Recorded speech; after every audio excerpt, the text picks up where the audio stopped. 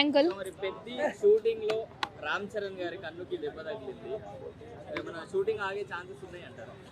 Almost shooting అయిపోయిందండి. ఏడ ఆగుతుంది, ఏదో మన థాట్ ప్రాసెస్కి అట్లా అంటారు కానీ తెల్లారితే బర్త్డే, కానీ బర్త్డే ముందే ఇలా దెబ్బ తాకడం అనేది చాలా బాధాకరమైన విషయం.